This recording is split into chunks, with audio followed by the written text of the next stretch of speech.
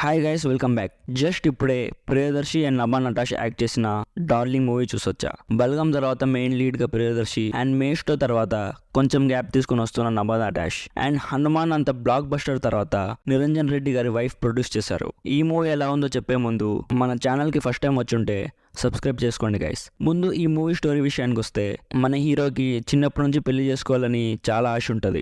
పెద్ద అయ్యాక ఒక పెళ్లి ఫిక్స్ అయితే ఆ పెళ్లి కూతురు లేచిపోతుంది. తను లేచిపోవడంతో లైఫ్ లో చాలా బాధపడి చనిపోవాలనుకుంటాడు. అప్పుడు హీరోయిన్ పరిచయం అవుతుంది. నెక్స్ట్ ఏం జరిగింది అనేది స్టోరీ అయితే పర్లేదు గైస్, మంచి కామెడీ జనరేట్ చేయగల కెపాసిటీ ఉన్న స్టోరీ. బట్ నాకైతే జస్ట్ యావరేజ్ అనిపించింది. చాలా చోట్ల పెద్దగా స్టోరీ లేకపోయినా చాలా సాగదీశారు అనిపించింది. ఈ మూవీ మెయిన్ ప్లాట్ అయిన స్ప్లిట్ పర్సనాలిటీని బాగా యూస్ చేసుకున్నా నాకైతే పెద్దగా ఎక్కలేదు. థియేటర్లో కొంతమంది జనాలకి నచ్చింది, బాగా నవ్వుతున్నారు.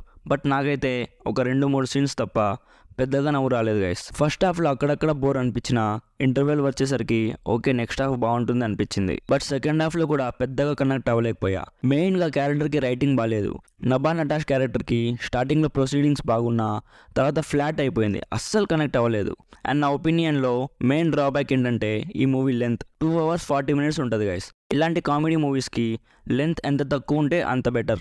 ఈ మూవీలో మెయిన్ పాజిటివ్ ఏంటంటే ప్రియదర్శి పర్ఫార్మెన్స్. కొన్ని ఎమోషనల్ సీన్స్లో చాలా బాగా పర్ఫామ్ చేశాడు. అండ్ ఒక స్పెషల్ అపీరియన్స్ కూడా ఉంది. ఆ యాక్టర్ వచ్చినప్పుడు కొంచెం బాగానే ఉంటుంది. అండ్ ముందే చెప్పాక నేను చూసిన థియేటర్లో కొంతమందికి బాగా నచ్చింది, వాళ్ళు బాగా ఎంజాయ్ చేశారు.